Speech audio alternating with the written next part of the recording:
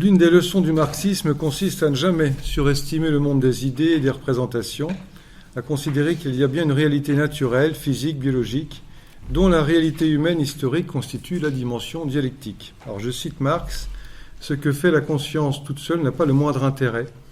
Retenons du fatras des idéologies que les trois éléments, force productive, rapports sociaux, conscience, peuvent et doivent entrer en contradiction.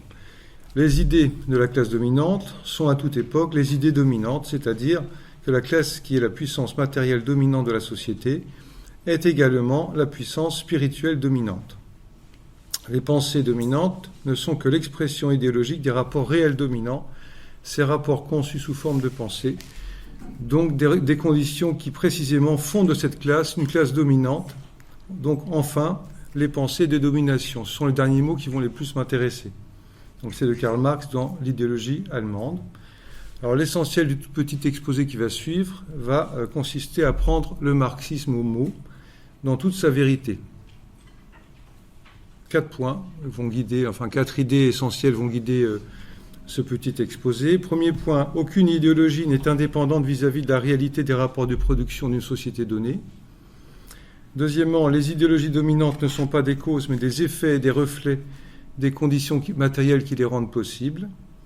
Troisièmement, l'idéologie dominante actuelle comme théorie de la domination et de la déconstruction, que certains nomment le wokisme, je l'ai entendu tout à l'heure, n'échappe évidemment pas à la règle, sauf à considérer que cette idéologie serait comme par miracle au-dessus de l'histoire, ce qui est précisément la caractéristique et la croyance des idéologies dominantes.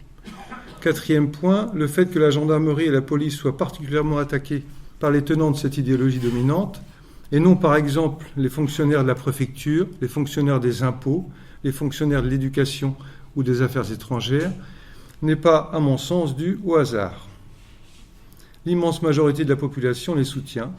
La bourgeoisie médiatique contestataire et artistique a tendance à les déconsidérer, en faisant passer cette déconsidération pour une marque de résistance, d'avant-garde, voire de progrès tout court. Grand 1, premier point, critique de la critique, donc critique négative dans sa positivité, aurait dit Sartre. Marx critique durement le communisme ascétique, idéaliste qu'il qualifie de primitif et de grossier. Il s'attaque là à Saint-Simon, à Fourier, à Owen, à Proudhon. Ces communistes défendent des sectes égalitaristes, je les cite, et passent leur temps à rêver à un hypothétique âge d'or précapitaliste. Le recours au réel, au présent avec ses contradictions et ses forces, n'effleure pas ces communistes que Marx rejette assez violemment. Marx analyse le pouvoir répressif de l'État comme une structure émanant d'une domination d'une classe à un certain moment de développement de sa société. Ce qui est intéressant, c'est de noter qu'à aucun moment, Marx n'essentialise tel ou tel corps, et c'est précisément ce qu'il reproche à Feuerbach dans sa critique de l'essence du christianisme ou à Bakounine. Non sublimer, non fantasmer la réalité, mais la décrire telle qu'elle, dans ses représentations et dans sa réalité, et dans ses contradictions. Or, il se trouve que les représentations de la domination n'échappent évidemment pas, elles-mêmes, à la domination. L'idéologie actuelle dominante de la domination, je l'appelle comme ça, considère qu'il existe des minorités éternelles par essence, opprimées par nature, et que les oppresseurs sont également par essence et par nature définis et prédéfinis. Une idéologie est une représentation reflétant les intérêts objectifs d'une classe sous la forme d'idées. La gendarmerie et la police sont constituées assez largement de fonctionnaires et de militaires d'origine populaire, le plus souvent modestes. Une grande majorité est issue des classes moyennes. La féminisation progresse, environ 22% actuellement, soit 2 fois plus que dans certains métiers de la conception, de la production et de l'industrie. La gauche se définit historiquement par la prééminence de certains idéaux comme la justice, l'égalité des conditions et des droits, une adhésion dans un certain progrès de l'humanité basé sur une liberté fondée sur la raison et les lumières, et une certaine méfiance envers des droits uniquement basés sur la nature, sur la religion et sur la tradition. Cette gauche historique, à mon avis aujourd'hui en fort déclin, ou en tout cas extrêmement contestée, considère que l'État doit assurer une triple protection des plus faibles face à l'insécurité économique, ce que méprise le libéralisme, face à l'insécurité civile, ce que certains s'acharnent à dénier, et face à l'insécurité environnementale, ce que le productivisme et l'ultralibéralisme continuent à aggraver. Bref, La gauche historique, à mon sens réelle, assume le fait qu'elle doit être capable de protéger les plus faibles. À chaque fois que l'État disparaît ou montre sa faiblesse, la nature ayant horreur du vide, ce sont les plus faibles socialement ou physiquement qui subissent cet abandon. La gendarmerie constitue, avec sa cousine la police, le bras armé de la protection du peuple par lui-même. Parmi les poncifs les plus fréquents, on trouve « Tout le monde déteste la police ». Slogan à la mode dans le monde parallèle. Dans le monde réel, à peu près de 80 à 90% de la population française, enquête après enquête, dit exactement et explicitement le contraire. Le peuple dit explicitement considérer, respecter la gendarmerie et la police, qu'importe. Si le peuple pense mal, le plus simple serait de changer le peuple. À tout le moins, si vraiment c'est impossible, de le réformer ou de le rééduquer. C'est là que l'idéologie dominante de la domination entre en jeu. Elle est dominante chez les dominants médiatiquement, comme dans certaines institutions, mais à peu près inexistante dans les classes les plus populaires vivant concrètement et quotidiennement la réalité de ces trois insécurités sociales, économiques, environnementales. Au contraire, l'immense majorité de la population dans les quartiers les plus difficiles, toute classe, toute origine, toute religion confondue, souffre en silence et subit une minorité violente. Les trafics de drogue, par exemple, et demandent davantage de force de l'ordre pour vivre juste tranquillement. L'insécurité dans ces trois expressions est la conséquence directe des inégalités objectives. La gendarmerie et la police sont les moyens directs de neutralisation des inégalités, non pas de traitement ou de recherche de solutions à long terme, juste de neutralisation de ces inégalités et des effets de ces inégalités. L'objectif de la classe dominante et de l'idéologie dominante de la domination, changer le peuple, le rééduquer. Elle provient et elle promeut un idéal assez terrifiant, qui est un idéal de purification des corps et des esprits. À mon sens, il faut avoir un état d'esprit assez particulier pour considérer que la tranquillité est un idéal totalitaire. Il faut être ou se croire sacrément privilégié pour prétendre pouvoir se passer des forces de l'ordre. La diabolisation de la gendarmerie et de la police est l'un des moyens les plus assez grossiers de cette volonté de purification. Elle définit le bien et le mal, distribue les bons et les mauvais points, accorde ou non des indulgences comme au temps de l'Inquisition.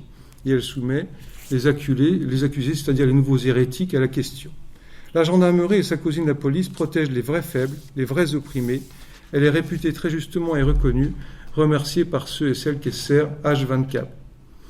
Le peuple n'oublie pas le colonel Beltrame, un héros authentique. Il n'oublie pas les policiers de la BAC qui sont intervenus au Bataclan avec si peu d'armes et de protection pour sauver les victimes des terroristes.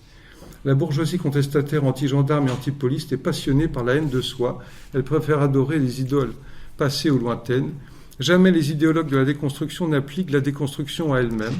Bourdieu, lui, avait brillamment analysé la nécessité d'objectiver le sujet objectivant dans son cours qui s'appelait « Science de la science et réflexivité ».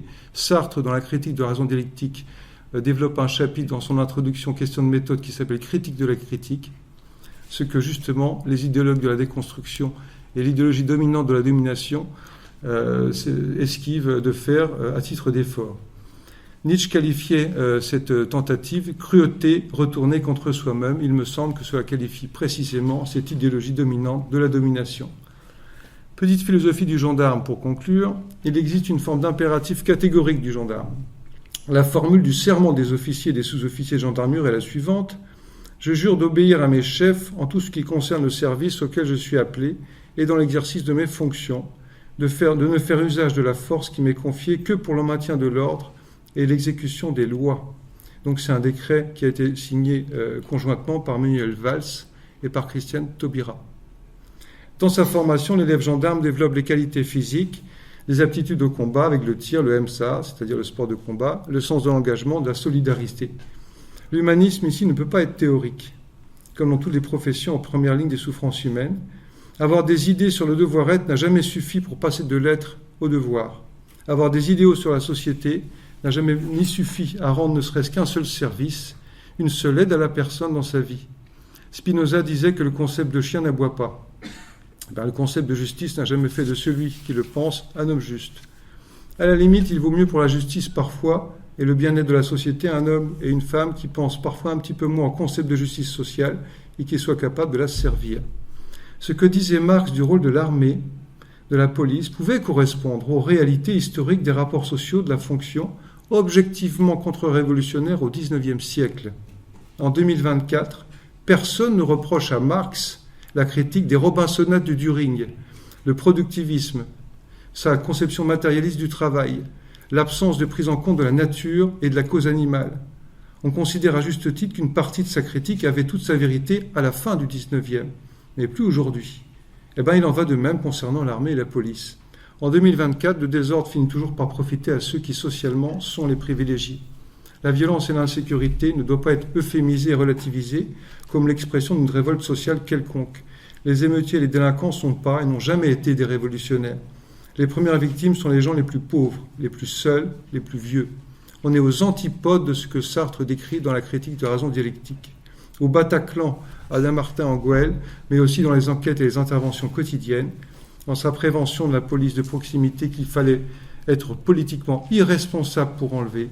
Bref, partout où les hommes et les femmes veulent vivre en paix, la gendarmerie et sa cousine la police veillent silencieusement à ce que ce droit à la tranquillité publique soit respecté. 144 000 policiers, 98 000 gendarmes, entre 9 000 et 12 000 gendarmes et policiers blessés chaque année. En moyenne, ça fait au minimum 20 par jour. Physiquement, psychiquement, entre 4 et 16 gendarmes et policiers tués chaque année en mission.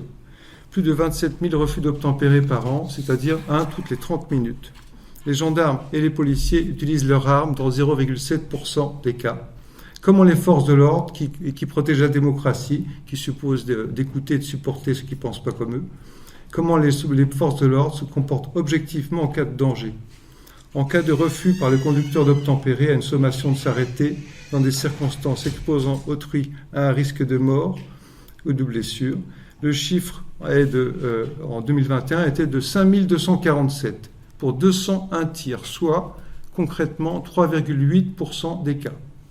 La violence est routière avant d'être policière. Personnellement, on peut se permettre d'être pacifiste lorsqu'on se sait protégé par des gens qui vont assurer notre sécurité et notre paix à notre place. Personne n'emploie le terme de violence enseignante. Je l'ai jamais entendu. Personne n'emploie le terme de violence soignante. Pourtant, il y a bien des victimes de maltraitance dues à des incompétences et des mauvais enseignants et des mauvais soignants.